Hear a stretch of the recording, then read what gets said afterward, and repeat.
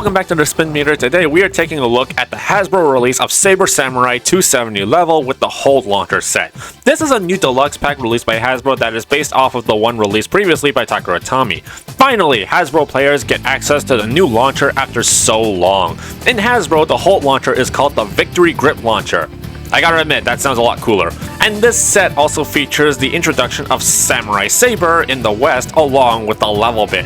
I had originally reviewed this product in the past, and I also had a video where I had shown off 3D printed attachments to the ripcord to make this into a katana launcher. It was a video that became literally super successful, with people calling it literally awesome and literally brilliant. Thank you literally much. And the Hold launcher became a very popular launcher to use because of its power and its firmness and positioning.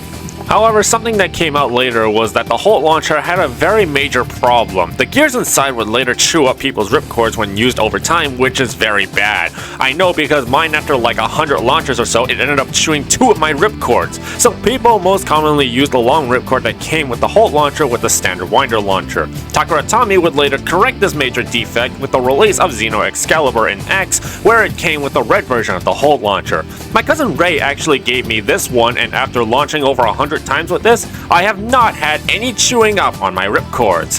Thank Christ! Some people on Reddit think that Takara changed up the gears after taking them apart, which would explain the fix.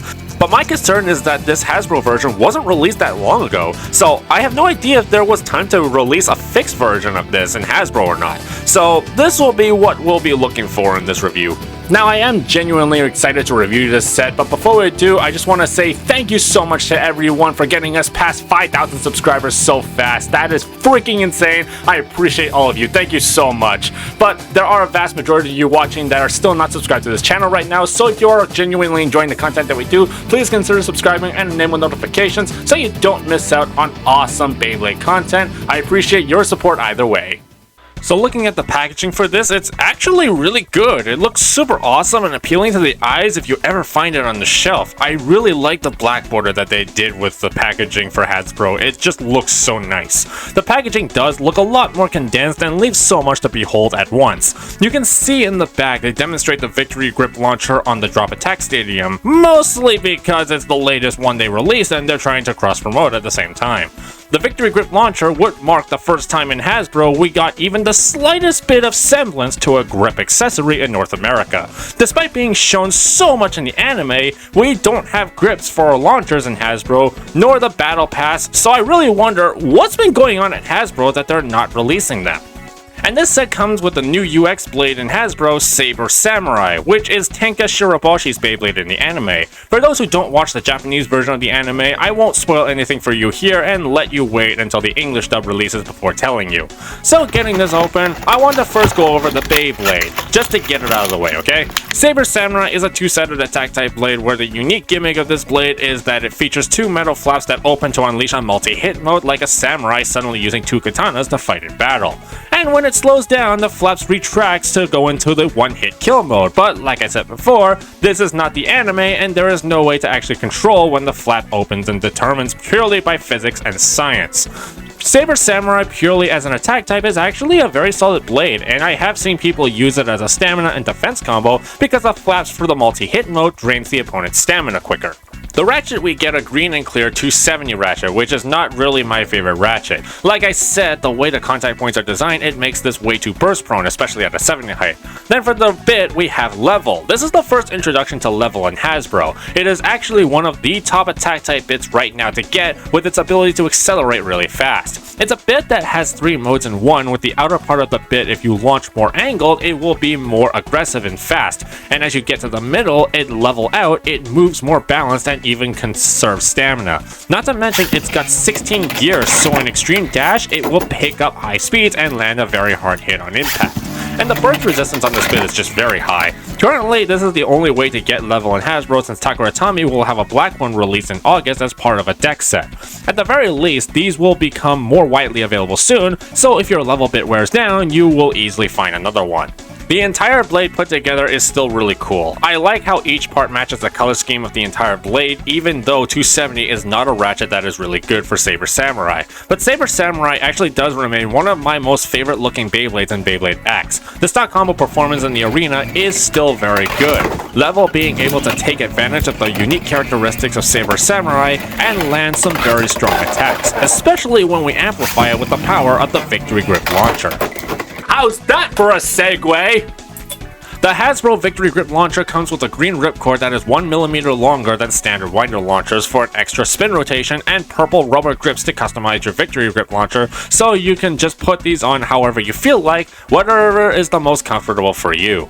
The Victory Grip launcher itself looks the exact same as the Takaratomi Holt launcher, except instead of Holt launcher at the front, it has Victory Grip launcher written down. For all the grief I gave Hasbro for very questionable names changed for their localization of products, Victory Grip launcher actually legit sounds cooler and fits this product.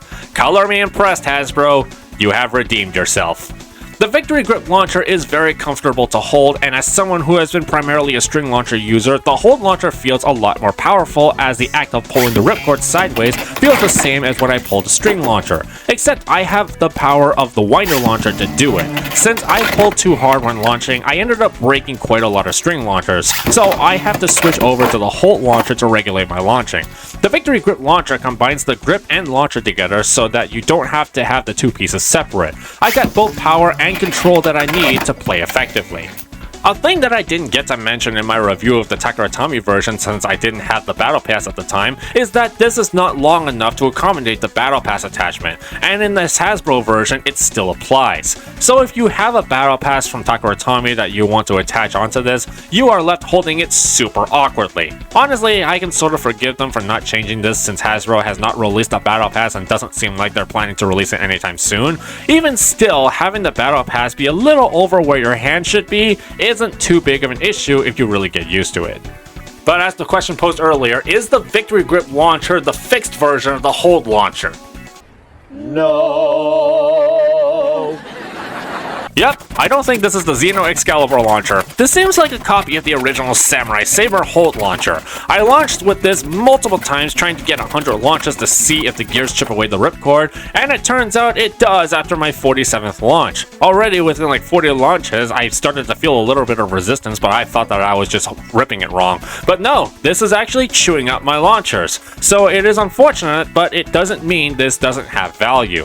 All it means is just replacing your ripcord and you still will be able to use it. The Victory Grip launcher is still fully functional and can give you powerful launches, or maybe I'm going way too hard on it, I don't know.